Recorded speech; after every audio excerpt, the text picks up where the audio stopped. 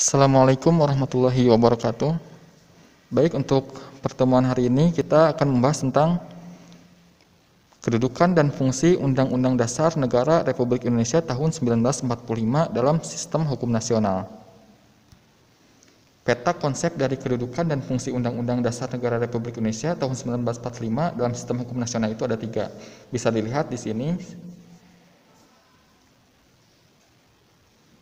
Kemudian tujuan pembelajarannya bisa juga dilihat, silakan.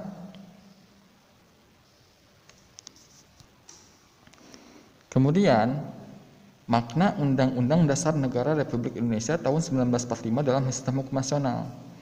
Nah, di sini kita akan membahas tentang konstitusi. Apa itu konstitusi? Konstitusi itu berasal dari bahasa Perancis, yaitu constituer, yang artinya membentuk.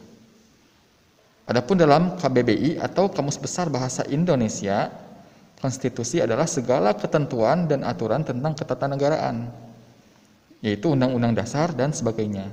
Undang-undang dasar suatu negara. Dengan demikian, konstitusi adalah hukum dasar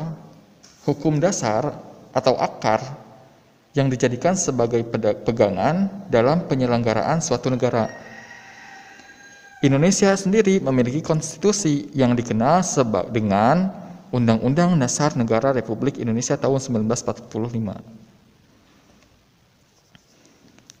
Ada beberapa pengertian konstitusi menurut beberapa ahli.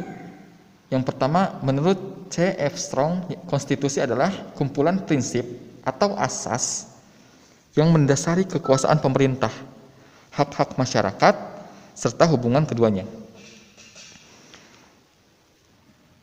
Yang kedua yaitu menurut Casey Weir, konstitusi adalah seluruh sistem pemerintahan sebuah negara serta berbagai aturan yang membentuk dan mengatur pemerintah yang bersangkutan.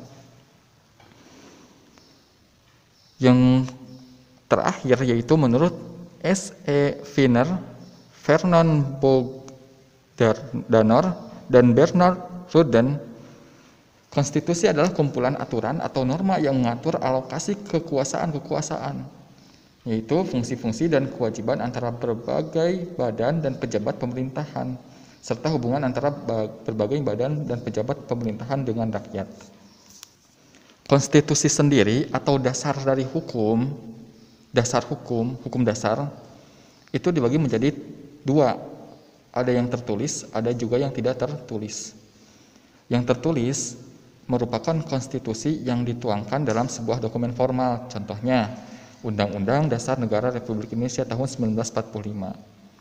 Sedangkan yang tidak tertulis merupakan konstitusi yang tidak tertuang dalam dokumen formal, contohnya kebiasaan-kebiasaan, kesepakatan-kesepakatan, konvensi, contohnya pidato kenegaraan Presiden tanggal 16 bulan 8 tanggal 16 Agustus tahun 1945. Mungkin sampai sini dulu pertemuan kita hari ini. Kita lanjutkan lagi minggu depan. Assalamualaikum warahmatullahi wabarakatuh.